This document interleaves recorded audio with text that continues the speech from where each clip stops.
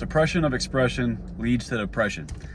What this basically means is whenever you're holding yourself from truly expressing yourself, like the way you truly feel, the things you really want to express, that's gonna, first of all, just harm your mental health because you're not actually living with the alignment to who you actually are.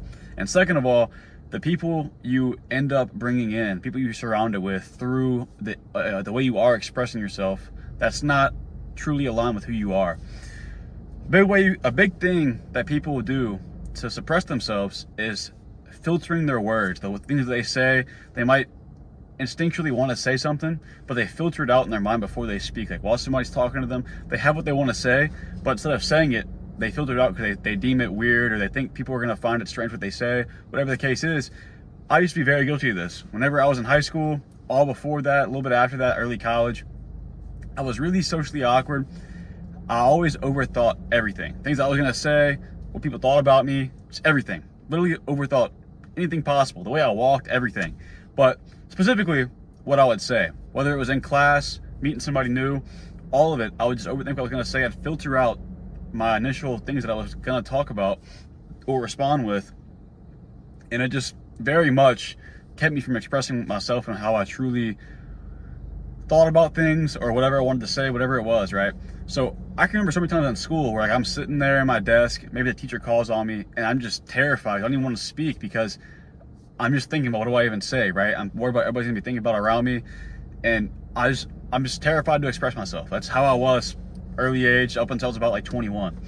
So the way I dealt with it was just literally forcing myself, getting over it, kind of pushing myself into uncomfortable situations where I would be forced to grow from it. And that's what I recommend everybody to do, honestly. It works so well, but it was more than just school, right? If I was meeting one of my friends, like I was usually pretty good around my friends, but if I was meeting somebody that they were friends with that I wasn't, I would filter out so many different things that I wanted to say. And I would just not be myself. I wouldn't say what I wanted to say. I'd keep everything to myself, and I just was not expressing myself. And there's more to it than just words. Words is just one way of expression. There's so many different ways to express yourself. People do it through art. Like people will paint whatever they're feeling, right? I don't know too much about that. I'm not the most creative guy.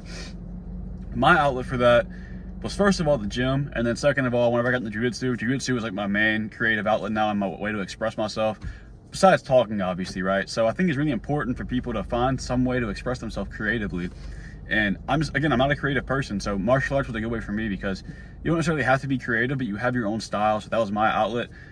I think it's really important for everybody to find their type of way to express themselves openly, freely, without critique from others. And it's crazy how much it can transform you and make you think differently and just improve your overall mental health.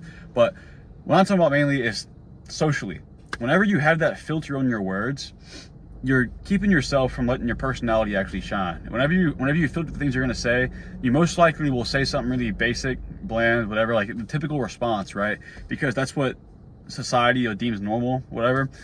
And that's my understanding of why we filter out things, because obviously you don't want to come off weird.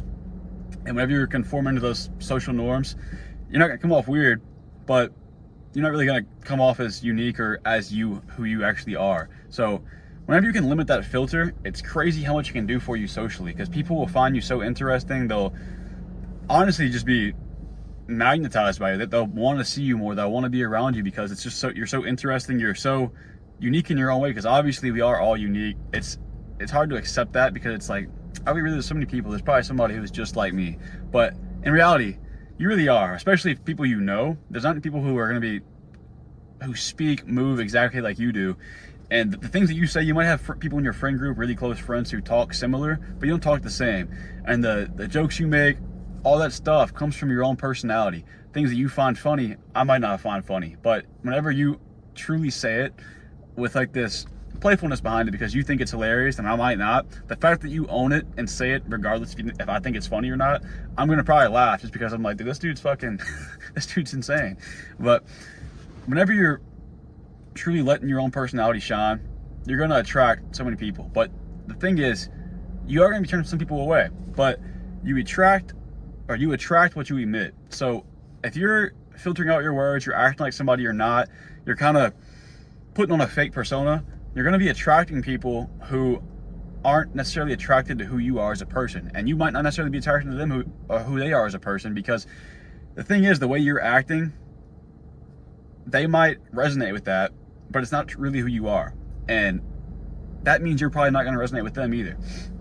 So you're really just surrounding yourself with people who you don't necessarily need to be surrounded with. They might negatively impact your life. And you know, some of them won't be bad connections. It's good to have connections, right? But if you're trying to actually form like a good inner circle of like close friends and people with similar interests, whenever you're using a fake persona, that's not going to happen, because you're attracting what you're emitting, and what you're emitting is not who you actually are. So whenever you take off that filter and you're actually being yourself, doing the things that you find fun, saying the things that you find funny, just replying how you want to reply, you're gonna attract people who are attracted to who you actually are as a person. So you're gonna make more meaningful connections, and you don't have to walk around with this mask. It's not gonna be a chore, and you don't have to worry about it cracking, because you're living up to who you actually are. And I'm telling you, it'll really change your relationships and just your life in general, because I've seen it in my own life. I used to kind of change how I acted and cater it towards certain groups, and I feel like so many people do that. And you might even realize it, because I didn't really realize it. I would just act the people around me were acting. And then whenever I finally found out how I actually like to act and perceive myself, so many things started changing for me. But at the same time, you never really truly find out who you are. You're going to constantly be progressing. So that's why if you can limit that filter and just not think, like you're just being really present and just say what comes to mind, it doesn't matter if you know who you are or not, because you're just speaking your mind. So by that, you're going to be being yourself, right? Because you're speaking what comes to mind, whatever comes up without thinking, and you just say it, that's being true to yourself. That's how I see it anyways. And that's how you're going to be the most charismatic. Whenever you can just speak your mind freely without worrying about what people around you are going to think, what your friends think, what strangers think, that's whenever you're truly going to shine and be the most charismatic you can be. And that's very hard to get to that point. It takes a lot of practice, takes a lot of confidence in yourself, honestly. And that's the main thing, is building up confidence. There's so many ways to go about doing that, but I made a lot of videos on that. So if you need help with that, find one of those. I don't know, but try to get to this point. And if you can't do it quickly, well, you're not gonna be able to do it quickly. It's a very long process, but just try to consciously be aware whenever you're talking to somebody. Let me try to filter out less things. Let me just speak and see where it takes you, because it's crazy. Like, the conversation will actually be so much better. And you probably don't think it would be. You probably think they want to walk away, but it will be a lot better if you just say what comes to mind. And you'll feel less awkward too, because you're not going to be sitting there like, oh, can I say this? No, the part that's weird. Can I say this? No, let me just say this really basic thing. Like, you're going to be flowing. It's going to be, you're in a flow state, and change the game. I'm telling you. But got any value from this video? Appreciate you, subscribe. Besides that, see you in the next one.